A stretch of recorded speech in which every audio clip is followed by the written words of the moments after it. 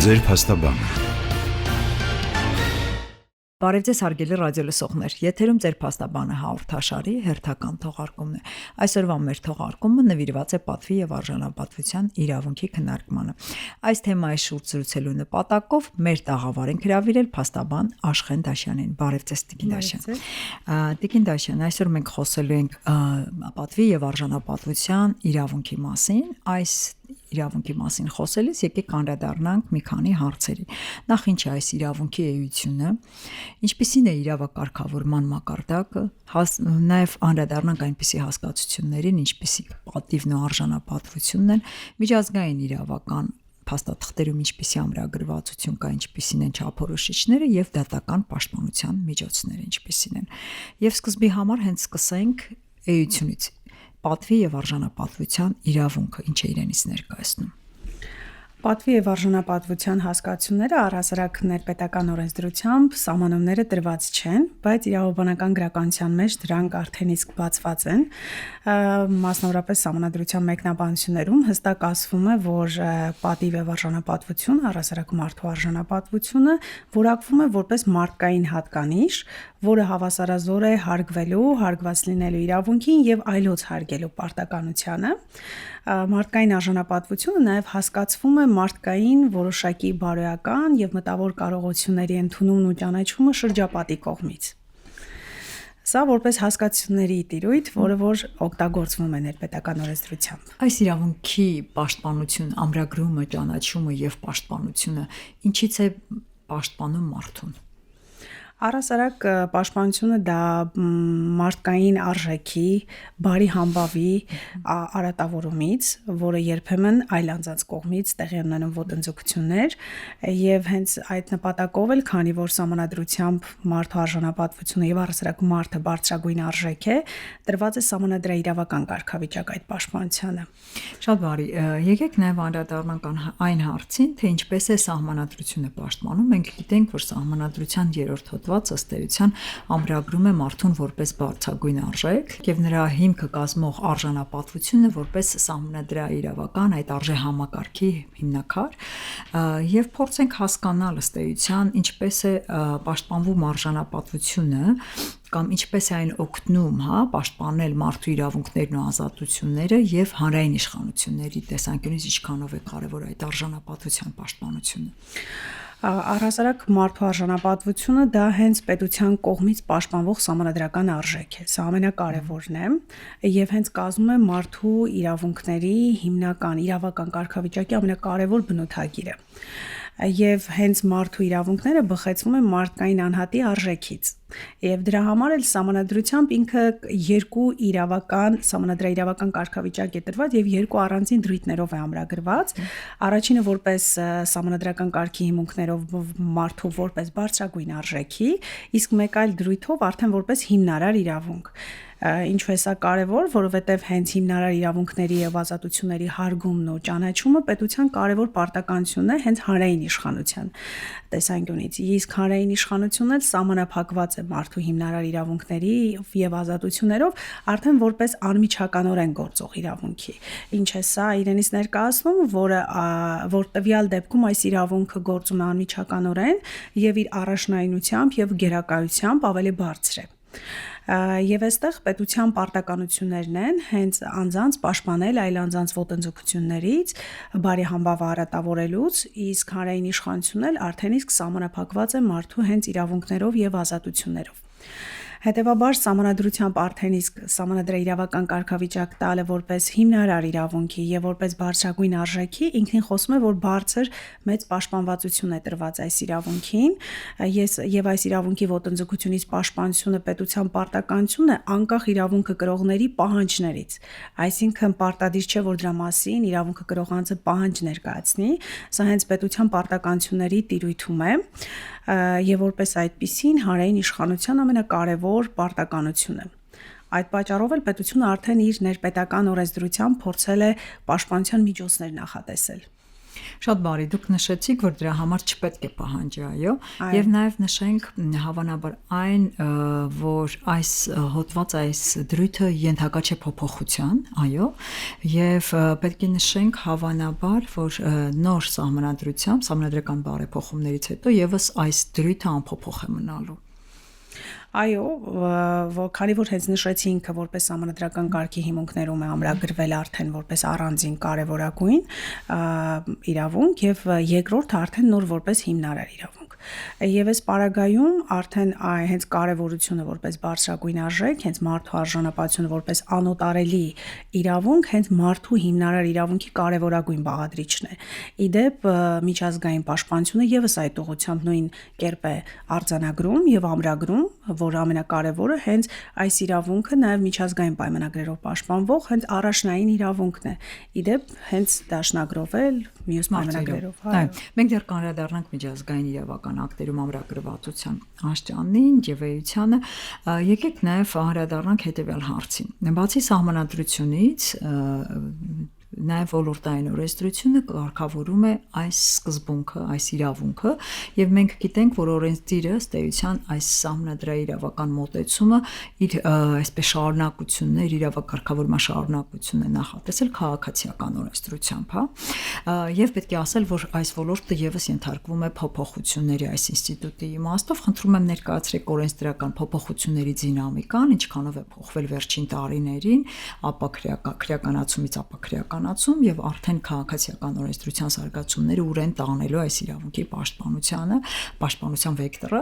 եւ որքանով է անձանց այսօր հաջողվում այս իրավունքի պաշտպանության հետ կապված դատարան դիմելու հետ կապված այսպես ունենալ իրավունքների պաշտպանության մակարդակ, բայց սա երևի երկրորդ հարց որպես ավելի ուշ կանդրադառնանք։ Շատ լավ, նախ նշեմ ներպետական օրենսդրության պաշտպանության միջոցները, եթե մինչև 2010 թվականը քրեականացված էր վիրավորանք եւ զրպարտության գործերը եւ գործում էին քրեաիրավական պաշտպանության միջոցներ, սակայն 2010 թվականի մայիսից հետո արդեն միայն քաղաքացիաիրավական պաշտպանության միջոցը մնաց եւ անձիկ, ովքեր զոհ են դարձել վիրավորանքի, զրպարտության, կարող են դիմել քաղաքացիաիրավական պաշտպանության միջոցների եւ արդեն այն անձը, որ վիրավորել եւ զրպարտել է, կրում է պատասխանատվության միջոց կրկին քաղաքացիաիրավական տիրույթում, որը կարող է լինել եւ նյութական եւ ոչ նյութական։ Նախ որպես պարզ, հա, եւ իրավական քայլերի տեսանկյունից նշեմ, հենց քաղաքացիական օրենսգիրքն է, հա, նախատեսում այն կարևորագույն օրենսգիրքը եւ քաղաքդատավարության օրենսգիրքը, այն կարևոր իրավական գործիքակազմը, որով անձիկ կարող են դիմել, այսինքն անձը, ում պատիվը, արժանապատվությունը, բարի համբավը, եթե ոտնահարվել եւ արատավորվել այլ անձանց կողմից, իրավունք ունի դիմել դատարան։ Սակայն որպեսզի քայլերը ավելի պարզ լինի եւ հասկանալի, առաջնային ինչ է կարևոր մարդու համար իմանալ։ Այն անձը, ով զոհն է դարձել վիրավորանք եւ զրպարտության, ամենակարևոր առաջնային քայլը նախ պետք է պարզի իրեն հասցված վիրավորանքը եւ զրպարտությունը արդյոք հրապարակային եղանակով է եղել թե ոչ։ Սա շատ կարևոր բաղադրիչ է ներպետական օրենսդրությամբ, որովհետեւ եթե հրապարակային չէ արտահայտությունները, ապա այստեղ արդեն չի կարող անձը դիմել դատական պաշտպանության եւ իրավունքները վերականգնել։ Այսինքն կարևորագույնը հրապարակային պաշտպանության միջոցները օրենսդիրը ինչպես է բացանում։ Խնդիրն այն է, որ եթե մենք անդրադառնանք արդեն վիրավորանք զրպարտությանը, որը հենց օրենսդիրը այդ եզրույթների հասկացությունների մեջ է բացել, վիրավորանքը դա խոսքի, պատկերի, նշանի կամ որևէ այլ ձևով անձի պատիվն ու արժանապատվությունը արատավորելու նպատակով կատարված հրապարակային արտահայտությունն է։ Այսինքն դա կարող է լինել խոսքի, ինչպես նշել, տարբեր միջոցով, բայց կարևորը հրապարակային։ Իսկ հրապարակայինը որպես այդպես դատական պրակտիկայում մեկնաբանությունների ներքո ինքը դիտարկվում է որպես երրորդ անձի մասնակցությամբ, երրորդ անձի ներկայությամբ, այսինքն պետք է անպայման այլ անձիկ հաղորդակից լինեն եւ նպատակը դառնա այլ անձանց մոտ արատավորելը, որը հենց ինքը վիրավորանքի արդեն տիրույթում գնահատվի։ Զրպարտությունը կրկին հրապարակային բաղադրիչը իր ունի եւ այս դեպքում արդեն անձի արդեն փաստացի անձի վերաբերյալ տվյալների կրկին արատավորելու նպատակով պատիվն ու արժանապատվությունը կատարված հրապարակային արտահայտություն է։ Իհարկե հիմա այստեղից հարց է առաջանում, ինչու պարտադիր հրապարակային ի վերջո վիրավորանքը եւ զրպարտությունը կրկին մարդու արժանապատվությունը ոտնահարող են։ Ցավոք սա օրենսդրական բաց է։ Հրապարակային բնույթը չի նվազեցնում եւ վիրավորանքը չի փոխում ինքն իր պաշտպանության տեսանկյունից։ Այդ պարագայում ցավոք մենք ներպետական օրենսդրությամբ դեռ ունենք բացեր, թեև Սահմանադրական դատարանը տարիներ առաջ այս հարցին անդրադարձել է եւ դիտարկել է, որ պաշտպանության միջոցներ պետությունը պետք է ներառի նաև ոչ հրապարակային եղանակով կատարված վիրավորանքի զրպարտության դեպքում, բայց դեռևս պետության կողմից նման գործիքակազմ չի նախատեսվել եւ այստեղ մնում է հենց այս հրապարակային բնույթի հետ կապված կարեւորությունը եւ հենց վճռաբեկ դատան էլ ունի նախադեպային որոշում, որտեղ ասում է, որ ներպետական օրենսդրությամբ դրված այս կարգավորումից դուրս են ոչ հրապարակային եղանակով վիրավորանքի համար պաշտպանությունը։ Այսինքն մենք այստեղ եւս ունենք երկու իրավական խնդիր՝ Սահմանադրական դատարանի որոշման չկատարում եւ ըստ էության օրենսդրական բաց, որը որ այս իրավունքի իրացման հետ կապված խնդիրներ է առաջացնում։ Այո, իրականում կա այդ խնդիրը։ Հարցը բարձրացվել է տարբեր հարթակներում, մատյաններում։ Իրականում բարձրացվել է եւ դա է պատճառ օրինակը հենց Սահմանադրական դատարան ներկայացված դիմումն է եղել, բայց իրականում արդեն պետության կողմից նաեւ մեկ գործել ձեր կողմից է ներկայացրել ոչ կոնկրետ այս հարցով։ Հաջորդը հենց փոփոխությունների տիրույթում կարևոր ձեռքբերում էր դեռևս անցած տարի հոկտեմբերի 1-ին Սահմանադրական դատարանի որոշումը։ Դա մի փոքր ուղակի բացեմ ինչի մասին էր խոսքը, իդեպ վիրավորանքի դեպքում եթե անձը կարող էր ոչ նյութական պաշտպանության միջոց խնդրել, օրինակ ներողություն խնդրել այն անձից պահանջել ներողություն, ով վիրավորել էր իրեն, ապա զրպարտության դեպքում չկար ոչ նյութական պաշտպանության միջոց, բացառապես դա միայն վերաբերվում էր, եթե տվյալ հայտարարությունը զրպարտությունը տարածված էր լրատվական գործունեություն իրականացնողի կողմից։ Այսինքն, եթե դա մասնավոր անձանց սոցիալական հարթակներում էր, ապա անձը զրկված էր լինում այդ պաշտպանության միջոցը ուզել։ Իսկ մենք գիտենք, որ ոչ նյութական արժեքների պաշտպանության համար դա արդյունավետ միջոցն է նաև հենց ոչ նյութական պաշտպանության միջոց, այսինքն միայն դրամական փոխհատուցումը չի վերականգնի անձի իրավունքը։ Եվ այստեղ նաև կա հաջորդ խնդիրը։ Ի վերջո այդ հրապարակումը պետք է հեռացվի։ Այսինքն, եթե դա սոցիալական հարթակում ինչ-որ մեկի կողմից արվել է եւ քանի դեռ չի հեռացվում, ինքը վտանգ է պարունակում յուրաքանչյուր օր խախտելուն։ Եվ այս Սահմանադրական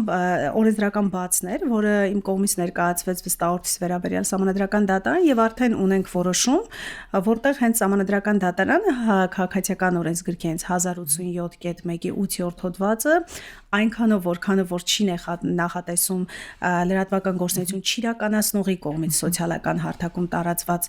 զրպարտության համար պաշտպանության որևէ միջոց ոչ նյութական ճանաչվեց համանadrությանը հակասող եւ անվավեր 31-րդ հոդվածին 75-ին։ Սա նաեւ այդ օրենսդրական դինամիկայի տեսանկյունից։ Այսինքն այս մասով մենք ունենք տարբերություն, դինամիկա եւ իրավունքների պաշտպանության հնարավորություն ըստ էության, բայց մենք ունենք հրապարակային այսպես կոմպոնենտի հետ կապված դեռևս խնդիր։ Այո, սա շատ իդեպ քաղաքացիական օրենսգրքում վաղ ամրագրված այսպիսի մի դրույթ կա, որը գուցե եւ պետությունը մտածել է դրանով է կոմպրեսացվում, բայց ամեն դեպքում դա էլ խնդիրը լուծում չի։ Կա նաեւ պաշտպանության միջոց, եթե օրինակ տվյալ անձը, ով վիրավորանք եւ զրպարտության զոհ է, չի կարողանում պարզել այն անձին, ով կատարել է այդ արարքը, ունի դատարան դիմելու տվյալ տեղեկությունների իրականությանը չհամապատասխանող ճանաչելու պահանջով։ Բայց սա էլի խնդրի լուծում չէ իրականում, որովհետև դեռ պարզ չէ, արդեն հրապարակային այո։ Սա շատ վաղուց նորմ էր, որը մի փոքր փոփոխությունների ենթարկվեց, բայց ամեն դեպքում հրապարակային բնույթը մնաց իմպերատիվ պահանջ եւ հենց ամենասկզբից դատարանները այս հարցը բարձրացնում են որպես ապացուցման բեռի շրջանակում։ Դրա համար շատ կարեւոր է, որ քաղաքացիները կարողանան արձանագրել եւ պարզել հրապարակային բնույթը։ Շատ կարևոր է, այո։ Շարունակելով մեր զրույցը, անդրադառնանք միջազգային իրավական ակտերին, Տիկին Դաշյան, քանի որ ըստ էության միջազգային իրավական ակտերից սկսած մարդու իրավունքների համընդհանուր հռչակագրից ամրագրումը նախատեսում է, իրավակարգավորում է առկա պատվի եւ արժանապատվության իրավունքի իրացման երաշխիքների հասկացությունների վերաբերյալ։ Այ խնդրում եմ ասեք այդ միջազգային ստանդարտներին մենք մոտ ենք այսօր, որքանով օրենսդրությունը համապատասխանում միջազգային չափորոշիչներին եւ ինչ անելիք կա այսպես դեկլարատիվ բնույթից մինչեւ մարդու իրավունքների եվրոպական դատարանի նախադեպային իրավունք։ Իրականում մարդու իրավունքների ամենաթանուր հռչակագրով, որը դեկլարատիվ բնույթ է, բայց հենց առաջի փաստաթուղթն ա եղել, որ ամրագրել է մարդու արժանապատվության հենց իրավունքը, որը ոչ ոք չի կարող խոշտանգման ենթարկվել արժանապատվությունը հաստատող վերաբերմունքի։ Դրանից հետո որպես միջազգային փաստաթուղթ արդեն քաղաքացիական եւ քաղաքական իրավունքների մասին միջազգային դաշնագրով դա ամրագրվեց, եւ հետո իհարկե արդեն մեզ բոլորիս հայտնի մարդու իրավունքների եվրոպական կոնվենցիան, որը հենց մարդու իրավունքների ավազատությունների պաշտպանության մասին կոնվենցիան է, որ արդեն 1950 թվականին ընդունվել եւ Հայաստանը բնականաբար վավերացնելով ստանձնեց միջազգային պարտավորություններ։ Ինչ է սա ենթադրում, որ անձիկ եթե ներպետական համակարգում դատական չեն հասնում որևէ արդյունքի, իրենք իրավունք ունեն նաև դիմել եվրոպական դատարան, սպառելով ներպետական միջոցները իրենց իրավունքների պաշտպանության համար։ Մատնանշենք նաև կոնվենցիային հոդվածները, որոնք այդ իրավունքը առաջացնում են։ Այստեղ խնդիրը առաջինը նախ 8-րդ հոդվածն է, մասնավոր կյանքը, Եվրոպական դատարանը իր մի շարք նախադեպային որոշումներով հստակ 8-րդ հոդվածի ներքո, որը մասնավոր կյանքն է, դիտարկում է, որ այն չպետք է սպառիչ եւ սպառիչ հասկացվի եւ այն պետք է բավականին լայն հասկացություն իր մեջ ներառի, որը ներառում է մարդու անձնական հատկանիշների ասպեկտները, բարի համբավը եւ մի շարք նախադեպային շատ որոշումներով Եվրոպական դատարանը հստակ կայուն պրակտիկա ձևավորեց, որ 8-րդ հոդվածի ներքո ենթակա է պաշտպանության, մարդու արժանապատվության, բարի համբավը ոտնահարող եւ այդ իրավունքների պաշտպանության տեսանկյունից ներկայացվող գանգատները։ Եվ հենց 8-րդ հոդվածի ներքո է ներկայացում։ Իհարկե մենք քանի որ մարդու արժանապատվության իր վերաբերյալ տվյալների հրապարակման մասով երբեմն դա բախվում է ազատ արտահայտվելու իրավունքի հետ, խոսքի ազատության հետ, կոնվենցիայով, որը կրկին նախատեսված եւ կրկին հիմնարար իրավունք է, պարզապես այստեղ կախված է թե սուբյեկտը ով է, այսինքն եթե այն սուբյեկտը ով տարածել է այդ տեղեկությունները, որը հանրային շահով նաեւ գերակա պայմանավորված է եղել եւ մի շարք այլ գործոններով, վերջինս էլ հարց է բարձրացնում իր ազատ խոսքի մասով, սա էլ արդեն կոնվենցիայի առանձին 13-րդ հոդվածի մասով է ներկայացվում, 10-րդ հոդվածի մասով, այսինքն այս իրավունքները կոնվենցիայով արդեն իսկ առանձին պաշտպանության ենթակա են, բայց դուժողները, ովքեր որ հենց զրպարտության եւ վիրավորանքից են դուժել, բնականաբար 8-րդ հոդվածի մասնավոր կյանքի տիրույթում է։ Ուղղակի մի փոքր կուզեմ լրացում անեմ ներպետական օրենսդրության այդ պաշտպանության միջոցի տեսանկյունից, որը բարձ լինի նաեւ միջազգային հարթակում ինչպես է ներկայացվում, նշեմ, որ վիրավորանքի դեպքում դրանք 3 պաշտպանության միջոցն են, ներողություն խնդրելը, 3 միլիոն դրամ փոխհատուցման գումարը, իդեպ սա նույնպես օրենսդրական փոփոխության արդյունքում բարձրացվեց, նախկինում ավելի նվազ էր, գուցե պետությունը շատ տարածված լինելով, այս իրավունքի խախտումը փորձեց ինչ-որ բարձր շեմով որոշակի նվազեցնել, եւ երկրորդը լրատվական, եթե գործունեություն իրականացնողի կողմից է տարածված, անձը իրավունք ունի նաեւ վիրավորանքի դեպքում իր դատական ակտը հրապարակի այդ լրատվական կայքում։ Իսկ զրպարտության դեպքում, քանի որ փաստացի տվյալների վերաբերյալ տեղեկությունների հրապարակումն է, այստեղ արդեն պաշտպանության միջոցը արդեն իսկ իմ նշված համանդրական դատանի որոշման հիման վրա կարող է նաեւ, եթե ոչ լրատվական գործակալության միջոցով է դա տարածվել, գործունեություն ծավալողի, այստեղ հերքում պահանջի, հեռացման պահանջ ներկայացնի եւ նաեւ 6 միլիոն դրամ արդեն զրպարտության դեպքում նախատեսված փոխհատուցումն է։ Եվ իհարկե սրանք արդեն դատանի գնահատման տիրույթում են, այնպես չէ որ դատանը բավարարում է այս գումարները։ Շատ բարի, մենք այս հարցին կանդրադառնանք։ Ես հիշեցնեմ մեր ռադիոլսողներին, որ այսօր ձեր փաստաբանը հաղորդաշարի եթերում մենք զրուցում ենք պատվի եւ արժանապատվության իրավունքի մասին փաստաբան Աշխեն Դաշյանի հետ, շարունակելով մեր զրույցը տեսեք, դատական մենք գիտենք, որ անձը իրավունք ունի դատական հայցելու դատական պաշտպանության ըստեյության, զրպարտության եւ վիրավորանքի դեպքում։ Եկեք փորձենք մենք անդրադարձանք նաեւ օրենսդրությամբ իրավակարգավորումներին անդրադարձանք, օրենսդրությամբ հայցվող այդ փոխհատուցումների կամ մեխանիզմի իրավունքների վերականգնման, եկեք տեսնենք անձը ինչ քայլեր պետք է անի։ Մենք մասնակի անդրադարձանք, ինչը կարող է նրան օգնել ունենալ հաջողություն դատարան դիմելիս իրավունքների վերականգնման, այսպես հաջողված պատմություն ունենալ, եթե անձը փորձի առանց փաստաբանի դիմել դատարան։ Ամենակարևոր բանը ժամկետները։ Որովհետև ցավոք լինում են դեպքեր, երբ ժամկետներին ուշադրություն չի դարձնում անձը եւ դիմում է դատարան, սակայն վաղեմության հիմքով դատանները գործերը չեն քննում, որովհետև կողմը եթե միջնորդեց վաղեմության ժամկետները բաց են թողնվել, արդեն այս դեպքում չի քննվի։ Շատ կարեւոր է իմանալ, որ վիրավորանք եւ զրպարտության դեպքում ունենք մեկամսյա ժամկետ դատարան դիմելու անձին հայտնի դառնալու պահից եւ ոչ ուշ, քան 6 ամիսը զրպարտության վիրավորանքի հասնելու պահից։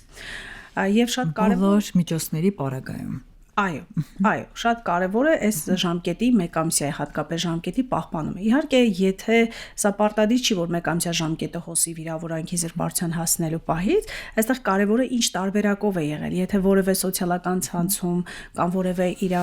հարթակում հրապարակվել է եւ անձը ավելի ուշ է դրա մասին տեղեկացվել, կարող է դա ֆիքսել, արձանագրել որևէ ձև եւ դատարանում տեղեկանալու պահից։ Այո, դրա համար շատ կարևոր է, որ իդեպ Սահմանադրական դատանը ունի բազմաթիվ որոշումներ վաղեմության ժամկետն հետ կապված անձին հայտնի դառնալու պահից։ Այսինքն այն պահին, երբ ձեզ հայտնի է դարձել, պետք է արձանագրել, ֆիքսել եւ այդ մեկամսյա ժամկետում անպայման դիմել դատարան։ Իհարկե մենք մինչև դատարան դիմել ունենք արտադատական պաշտպանության միջոց, իհարկե որքանով այն էֆեկտիվ դա արդեն յուրաքանչյուրը կարող է որոշել իր գործի հանգամանքներից ելնելով, բայց նմանատիպ գործերով պրակտիկան ինչի մասին է։ Պրակտիկան հիմնականում լրատվամիջոցների կողմից տարածված հայտարարությունների, հոդվածների վերաբերյալ է, որոնք եթե անձը դիմում է եւ խնդրում է հերքում հրապարակել կամ իր պատասխանը այդ հարցի վերաբերյալ հրապարակել եւ հայտնում է, որ իր վերաբերյալ տեղեկությունները իրականությանը չեն համապատասխանում եւ զրպարտություն են պարունակում, ապա կարող է շատ դեպքեր ունենք, որ նույն լրատվական գործունեություն իրականացնող, անձիկ հրապարակում են եւ դրանով կարծես թե վերականգնվում է անձի իրավունքը, իդեպ այս դեպքերում անձը չի կարող օգտվել դատարան դիմելու պաշտպանության միջոցներից, եթե այսպես ասած վերականգնվեց իր իրավունքը։ Իսկ դատարան դիմելու համար հենց կարևորը, ինչպես նշեցի, ժամկետներն են։ Երկրորդը շատ կարևոր է արձանագրել, այսինքն այդ հայտարարության տեքստը, որովհետեւ դատարան դիմելուց շատ կարևոր է դատանը պահանջում է նախ տարանջատել, որոնք են վիրավորանքն ու զրպարտությունը, դու չես կարող նույն արտահայտությունը դատարանում եւ վիրավորանք եւ զրպարտության ներքո պաշտպանություն ակնկալել, շատ կարեւոր է տարանջատել անձի համար, այնք այդ արտահայտությունից վիրավորվել է եւ ինչպես է դա արտահայտվել։ Այսինքն բառացի տեքստերը եւ բոլոր հայտարարությունները ֆիքսել։ Իսկ տարանջատումը որքանով է հաջողվում, որտեվ հեշտ չէ։ Այո, հեշտ չէ, պարզապես կարելի է մի պարզ օրինակով հասկանալ, այսինքն եթե զրպարտությունը դրանք քանի որ օրենսդիրը ասում է փաստացի տվյալների վերաբերյալ հրապարակում է, որ իրականությանը չի անպատասխանում եւ դա առատավորում է անձի պատիվ արժանապատվությունը, այստեղ անձը պետք է հասկանա, իդեպ Սահմանադրական դատարանը ունի որոշում, որ ավելի պարզեցրել է, օրինակ եթե անձին մեղսագրվում է այնպիսի արարք, որը քրեաիրավական է, զանցանք է կամ որևէ կերպ հակաիրավական արարք է վերագրվում, այս դեպքում արդեն զրպարտություն է եւ անձը կարող է դիմել դատարան եւ ասել, որ զրպարտություն է իր վերաբերյալ, այսինքն տեղեկություններ, որոնք իրականությանը չեն համապատասխանում, բայց միևնույն ժամանակ պետք է նպատակը լինի արատավորել անձի պատիվ, արժանապատվություն, գործար համբավը։ Իսկ վիրավորանքի դեպքում արդեն դա ինչպես է ընկալվում, սա մի փոքրիկ Սա էլ է սուբյեկտիվ երբեմն։ Այո, որովհետեւ կարող է իրականության տարեր պարունակել։ Այո, երբեմն լինում է այդ արտահայտությունը դատանը դիտարկում է, որ ինքը հասարակության մեջ ընդունված չէ որպես վիրավորական արտահայտություն, երբեմն դատանը դիտարկում է, որ այո, սա ընկալվում է որպես վիրավորական արտահայտություն։ Այստեղ շատ կարևոր է ու մեծ ապացուցման բեռ ունի անձը վիրավորանքի դեպքում նախ ցույց տալ դատային, որ դա վիրավորական արտահայտություններ են եւ դրանից ինքը վիրավորվել է, իսկապես դա վիրավորանք է եղել։ Իսկ զրպարտության դեպքում մի փոքր ավելի հեշտ է, որովհետև դրանք փաստացի տվյալներ են, տեղեկություններ են, որ անձը կարող է դրա վերաբերյալ։ Իդեպ ասեմ, շատ կարևոր է անձանց համար կրկին դատական պաշտպանության հաշվի առնել, որ ոչ բոլոր հրապարակային տեղեկությունները որպես զրպարտություն կարող են համարվել, եթե դրանք օգտագործվել են միշտ դատական վարույթի ընթացքում կողմերի տվյալ դատավարության ընթացքում հայտարարություններից, քանի որ արդեն այստեղ պաշտպանության միջոցների տիրույթում ենք։ Երկրորդ դեպքում, եթե դրանք բխեցվել են հենց այդ անձի հայտարարությունից, այսինքն անձի իր վերաբերյալ հայտարարություններ արել կամ իր ներկայացուցիչը եւ բխեցվել է իրենց հայտարարություններից, եւ երրորդը, եթե դա վերարտադրում է։ Այսինքն նախ պետք է կարևորենք, որ այս սահմանագիծը եւս պահենք։ Իհարկե դա հայցադիմումը կազմելիս ինչպես բոլոր պահանջների դեպքում ներկայացնում եք փաստական տվյալները, իրավական հիմքերը դրանք քաղաքացիական օրենսգրքում նշեցի արդեն 1087.1-ով են նախատեսվում եւ ակնկալել թե ինչպիսի պաշտպանության միջոց է անձը ուզում։ Երբեմն անձիկ կան, որ դրամական փոխհատուցում չեն ցանկանում, պարզապես ուզում են ոչ նյութական պաշտպանության միջոց։ Վիրավորանքի դեպքում օրինակ ներողություն խնդրել։ Տեքստը դատարանն է նախատեսում թե ինչ ձևով պետք է ներողությունը խնդրել եւ որտեղ։ Իսկ զրպարտության դեպքում արդեն պահանջել հերքում կամ իր պատասխանի հրապարակում կամ տվյալ հայտարարության հեռացումը։ Օրինակ շատ են լինում սոցիալական ցանցերի դեպքում, որ պետք է հեռացվի այդ հայտարարությունը, եթե դատական ակտով բավարարում է անձի հայցը։ Բայց անձը զրկված չէ նաև իր փոխհատուցման գումարը պահանջելու, որպես արդեն պատճառված վնաս, որի գումարի չափը տվյալ անձը ինքն է որոշում։ Պարզապես այս դեպքում պետք է հաշվի առնել, որ ունենք պետական տուրքեր, այսինքն դրամական փոխհատուցում պահանջելիս նաև անձիկ պետք է պետական տուրքեր վճարեն, որ երբեմն սա հաշվի առնելով են դրա փոխհատուցման չափը ներկայացնում։ Իդեպ ասեմ, որ որևէ կերպ չի կապվում գույքային վնաս ուզելը այս փոխհատուցման հետ անձիկ նաև կարող են գույքային իրենց պատճառված վնասները եւս պահանջել, որը որքանով է բավարարվում այո, երբեմն սա ոչ այնքան շատ բավարարվող պահանջներից է, դատաները միայն փոխհատուցմամբ են առաջնորդվում, ուղղակի դժվար է ապացուցել, որ հենց երբեմն այդ վիրավորանքի զրպարտության հետևանքով ինքը կրել է գույքային կորուստ։ Այո, բայց անձիկ զրկված չեն նաև անկախ այս փոխհատուցման գումարից գույքային վնաս եւս պահանջել։ Շատ բարի, դուք ներկայացրեցիք ամբողջ այդ քայլերի այսպես հերթականությունը, հաջորդականությունը։ Տիկին Դաշյան, մենք գիտենք, որ վերջին տարիներին հատկապես զրպարտության եւ վիրավորանքի գործերով դատական պրակտիկան բավականին այսպես փոխվել է եւ թիվը աճել է, հա, գործերի, բայց մենք չենք կարող ասել, որ այդ մշակույթը փոխվել է եւ որի արդյունքում մարդկանց համար այսպես թե վիրավորողի, թե վիրավորվողի համար, իհարկե վիրավորվողի տեսանկյունից լրիվ օրինաչափ է, որ պետք է դիմի դատարան եւ հաջորդական քայլերով առաջ գնա, բայց այսպես զրպարտության վիրավորանքի արդյունքում արատավորելու անձի բարի պատիվն ու արժանապատվությունը, այսինքն մենք կարող ենք ասել, որ այս թվերի աճը պետք է նաեւ ինչ որ առումով նպաստեր մշակույթի փոփոխությանը եւ մարդիկ ինչ որ պահի զերծ մնային այս քայլերին դիմելու։ Ինչ կասեք այս մասով։ Իրականում դատական գործերը իսկապես շատ են, բայց այս գործերին զուգահեռ պետության կողմից ներդրված եւ նաեւ չեմ ասում ներողություն ընդհատելու համար, որ պետությունն էլ եւս պետք է օրենսդրությունը փոփոխություններ կատարի, ներողություն եւ ըստ էության զարգանա նաեւ օրենսդրությունը։ Կարող ենք ասել, որ այսօր այդ համաչափությունը կա, փոփոխված օրենսդրություն, այնտեղ վիրավորողների վարքագծի փոփոխություն, ինչպես է մեկը մյուսին հակակշռում։ Համաչափություն որպես այդպիսին ասել, որ կա ոչ այնքան ճիշտ կլինի, որովհետև այս դեպքում թե օրենսդիրը պաշտպանության միջոցներ ներդրել է, բայց որքանով են դրանք արդյունավետ եւ որքանով է մարդու արժանապատվության, բարի համբավի վերականգնման ուղղված։ Օրինակ մի պարզ խնդիր, որ դատական գործերը այսօր տևում են 3 տարի եւ ավել։ Այսինքն անձը մինչև դիմում է դատարան եւ ի վերջո անձի նպատակն է իր բարի համբավը վերականգնելու, ի վերջո այդ դատական ակտի արդյունքով խախտող, հա, իրավունք խախտող անձը պետք է ներողություն խնդրի կամ հրապարակի հերքում, եթե դա պետք է լինի 3 տարի հետո, ոչ մեկ չի հիշի այլևս, եւ արդեն այո, եւ արդեն բարեապես տուժում է։ Այո, իմաստազուրկ է դառնում։ Իդեպ ասեմ, ես գործերից հենց իմ վարույթում գտնվող գործերից մեկով նույնիսկ իմ վստահորդը չհասցրեց իրավունքների պաշտպանությանը